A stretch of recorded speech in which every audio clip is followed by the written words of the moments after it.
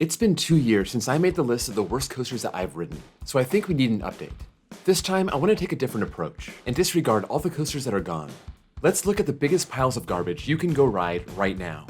These are North America's worst coasters.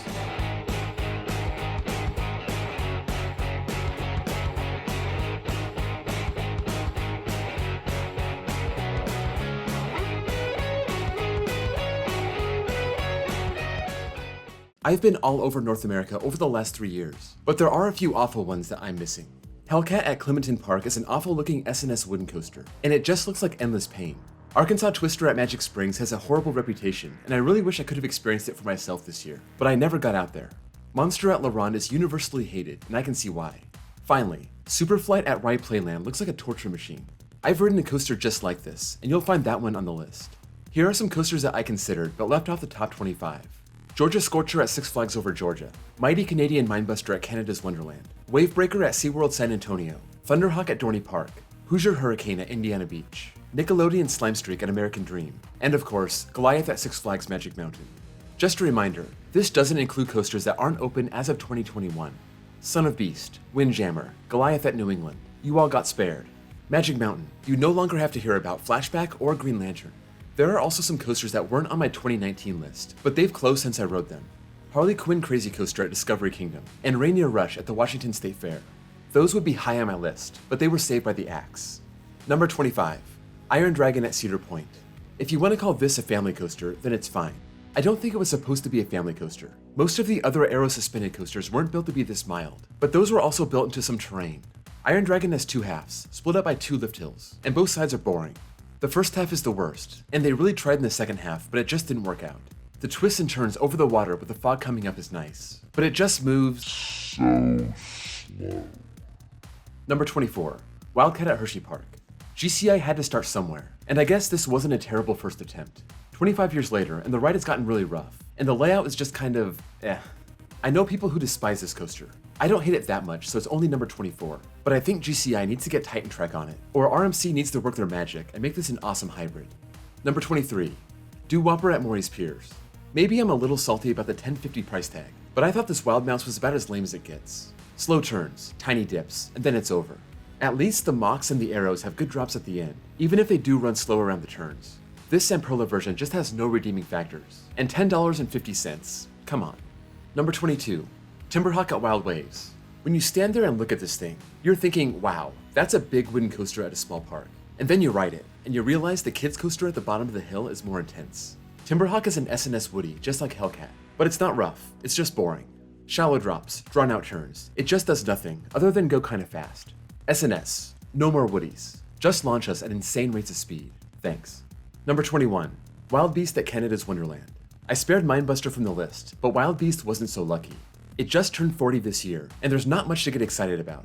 It ran rough, it was boring, and to me, it's just taking up space. It would be a great RMC candidate. Number 20, the Nasty Trio of SLCs. Of all the Vekoma SLCs in the country, one stands out as the absolute worst. I'll save that one for later, but I want to highlight 3 others that just suck. Super rattly and nothing but head pain. Kong at Six Flags Discovery Kingdom, Mind Eraser at Elitch Gardens, and Mind Eraser at Six Flags America. I don't think their parks take care of these rides as well as the others. Twisted Typhoon at Wild Adventures, or Thunderhawk at Michigan's Adventure. These are basically the same ride with the same restraints, but the Nasty Trio shakes and jerks you around so much more, and your head's playing pinball between your ear pads. Hard pass on all 3 of these. Number 19, Tidal Twister at SeaWorld San Diego. This is a big improvement over Harley Quinn, the vertical Skywarp. That would be inside my top 5 had it still been around. A big improvement is still bad enough to land on this list, as you crawl over an airtime hill and then crawl through a roll. You may think, oh, hang time, cool. But with those big bulky restraints, the whole ride and all the forces are just uncomfortable. Number 18, Big Apple Coaster at the New York Hotel and Casino. Maybe my opinion will change when I ride it with the new trains. Maybe it'll drop off the list. Comfort collars aren't good, but they're better than the horrible shoulder pads they used to have. With the jerky transitions, your neck takes a beating on those things, and some mid-size shallow drops, 2 inversions, and a bunch of dips and turns makes up a pretty terrible layout. The coaster is iconic, but it rides like crap. Number 17, Anaconda at King's Dominion. Arrow had their hits and misses. Anaconda was a big miss. It starts off promising, a pretty big drop into an underwater tunnel, then a loop and a sidewinder, and then you're already into the mid-course breaks. From there, Anaconda forgets how to coaster. I've never seen a weirder, more pointless section of any ride than those turns off the brakes. And then it finds itself at the end with the double corkscrews. Rough, awkward, boring. And no, I'm not talking about this video. Anaconda is probably not long for this world. King's Dominion has closed a lot of rides as of late, but eventually, Anaconda's number will be called. Number 16, Hurler at Carowinds. There's a lot of boring woodies on here, and Hurler is the next up. This doesn't have much business still being open. King's Dominion closed theirs 6 years ago to get RMC, and Carowinds could really use an RMC. When King's Dominion closed their Hurler, Carowinds closed their other big wooden coaster, Thunder Road. Hurler is the only woody left at Carowinds, so it's stuck around longer than it should. It's nothing but small hills and big turns. Absolutely forceless, and it runs kinda rough these days. Eventually, Carowinds will RMC Hurler and get a modern GCI. You heard it here first. Number 15, Tornado at Adventureland. I went in knowing this wasn't gonna be good, but hey, a decent sized out and back woody with buzz bars. How bad could it be? Well, it turns out I probably won't ride this again. I can forgive roughness if it has airtime, and I can forgive lack of airtime if it runs smooth. But this was rough, and didn't even come close to lifting me out of my seat. It seems like a Gravity Group family-style woody would be a great replacement in the same spot. Number 14, Pirates Hideaway at Casino Pier. I ripped this pretty good in my Jersey Shore video, so I'll just give you the quick rundown. Spiral lift, a couple little drops on the outside. Then it goes inside in a big empty box where it has tiny dips and turns and jerky brake runs. If it wasn't just a big empty box, it could fall back on its theming as the main part of the ride. But there's nothing in there, so it's gotta fall back on the ride experience, and the ride experience sucks. Get the credit. I can't imagine why anyone would pay to ride this twice. Number 13, Coast Rider at Knott's Berry Farm. When we heard a wild mouse would be part of the package replacing Perilous Plunge, that was disappointing. But then we got this, and it was worse than anything we could have imagined. Okay, most people hate it for the shin guards, and they didn't put those in until 2017, a couple months after I first rode it. These are awful for any full-size adult, though they may not bother kids much. These were installed to prevent another accident where someone stepped out of the car too early and hurt themselves, and they certainly achieved that goal. It's not just the shin guards though. It's trimmed to death, and it runs slower than death, so it's a bad ride, and even Sophie thinks it's lame. Number 12, Corkscrew at Cedar Point. It may be a short ride, but there's a lot going on.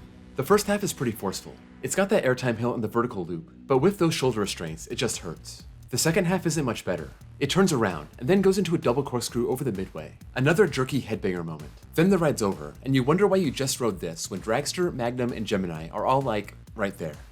Number 11, Firebird at Six Flags America. Back in 2018, I thought I finally had ridden every B&M in the USA, and then I remembered, Apocalypse. Ugh. It wasn't at Six Flags America when I went there in 2008, and it was already gone from Six Flags Great America when I went there in 2013, so it kept dodging me. I go back to Six Flags America in 2019, and it's in the middle of being converted to Firebird. In 2021, I made it a point to pop into the park and ride it. I knew it was gonna suck, and it did. It's the original B&M coaster, so the layout is pretty basic, but I got a ton of headbanging, which is pretty unusual for any B&M. But hey, now I've ridden every B&M in the country. It just cost me some head pain. Number 10, Grizzly at California's Great America. One more boring woody for the list, and this one just makes me mad. There were plenty of good woodies in the world by 1986. Why does this one suck so much? It's too tall to be considered a family ride. It's really supposed to be a thrill ride, and it falls completely flat. To make it worse, Cedar Fair made it even more irrelevant by putting Gold Striker in the same park. You hear people compare boring rides to a monorail, but that's an insult to the monorail. Number 9, Vortex at Carowinds. The worst B&M on the list is another one of these old stand-up coasters from the early 90s. The one you won't find on here is Patriot. That one's pretty enjoyable. Combine a boring layout with headbanging and standing up, and that's pretty much 3 strikes and you're out. Firebird would still be this bad if it was a stand-up, and I wish I could have ridden it just to compare. Number 8, T3 at Kentucky Kingdom. I mentioned the nasty trio of SLCs, but there was one that stood loud and proud above the rest. Here it is, T3. A ride so bad that even its own park flames it. I can't blame them. You can't put enough red lipstick on that pig to make it look good. It doesn't have those traditional shoulder restraints. It has soft straps and a bar that sits on your thighs, and this causes a whole new mess of problems. Those things tighten on your thighs and your lap throughout the ride, and it makes the whole thing pretty precarious. Also, it takes the shakiness to a whole new level. It vibrates hard on the track, and the whole experience is a battle to avoid pain. That's not what a coaster should be. Number 7, Corkscrew at Michigan's Adventure. There was nothing good about this ride. Such a simple layout, such a painful ride. It's just a drop, turn, 2 corkscrews, and a turn back into the station. But my neck paid the price for those 5 elements. From the first drop to the final brakes, I just wanted it to be over. These aero corkscrews are hit and miss. Some hurt like hell, others are just fine, and this is the worst one of them all. Number 6, Roar at Six Flags America. In terms of rides with no redeeming factors, there isn't any better example than Roar. It's very similar to Wildcat at Hersheypark, which is way down on the list, but this is rougher and less exciting. GCI really whiffed on their first couple models, but they learned and they got better, but we're still stuck with their junk. It's a twister model with some slow hills, but it's mainly just turns. Last time I rode it, it gave me one of the worst headaches of all time. It's such a great RMC candidate. The park needs it. Six Flags. What's it gonna take? Do we need like a petition or something? I can get that done. Number 5. Ninja at Six Flags St. Louis. Here's another ride that shouldn't still exist. It was doomed from the start. Started by Arrow until they went bankrupt, and finished by Vekoma. It was moved from the Expo in Vancouver down to Missouri for the 1989 season, and it continues to torture riders more than 30 years later. Some of these elements are violently rough, especially the Sidewinder, and the rest of it is so janky, and you're riding in purely self-defense mode. This should have been replaced years ago, but it's at Six Flags St. Louis, so they just keep rolling with it and hope nobody notices. Number 4. Predator at Six Flags Darien Lake. I was legit excited when I heard this thing was getting GCI Titan Track for 2021. The ride itself isn't terrible, it's just ungodly rough. With a full retrack, it could be enjoyable. Well, the Titan Track thing turned out to be fake, or they decided not to do it. Not sure exactly what happened there. My one ride in 2018 was one of the most miserable coaster experiences I've ever had.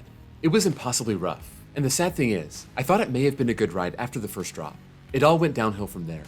Number 3. Pegasus at Mount Olympus. This ride makes no sense. Is it a thrill coaster? If so, it's got such tiny drops to start, a weird meandering middle, a couple moderate hills at the end. Not exactly a thrill coaster layout. Okay, maybe it's a family coaster. If that's the case, why does it take that final turn with such a neck-snapping force? Kids are such unsuspecting riders, and their little necks are gonna go one way while their body goes the other. Mount Olympus badly needs to replace this with a Gravity Group family Woody. Number 2. Swiss Toboggan at Little America. These Chance Rides toboggans used to be all over America, and there's only one left. This one. A vertical lift, a spiral down, and then a couple hills that will destroy your spine. If you're 6 feet or over, good luck. Those enclosed cars will push your neck down, and those hills after the spiral will crunch your vertebrae into a sandwich. I've never been sore for a week after riding a coaster, until I rode Swiss Toboggan. Number 1. Time Warp at Canada's Wonderland. I had to include Canada on this list just for Time Warp. This ride is so disgustingly bad that I can't believe anyone rides it. No matter your size, your head is in the danger zone. It's a flying coaster, and you're positioned face down as the track twists over itself and takes tight turns. Every time there's any kind of lateral movement, bam, there goes your head to the left, then to the right, and your only prayer is to bury your chin into the pad below you, and all you're doing is waiting for the ride to end. With Green Lantern gone, for now, Time Warp is the worst thing out there. Those are my picks for the worst coasters currently in North America. Obviously all from my personal experience, so let me know what you think about these, and if you have any other opinions of rides that I haven't been on, sound off in the comments below. If you enjoyed this video, be sure to drop a like. That's the best way to show your support for the channel. And if you're new here and love coasters, or hate coasters in this case, be sure to sub for more content kinda sorta like this, but usually more positive. Also, check out my links below for my Discord server, where you can chat with other fans of the channel, and my second channel, where I post copyright-free off-ride footage. Thank you all for watching, and I'll see you all next time.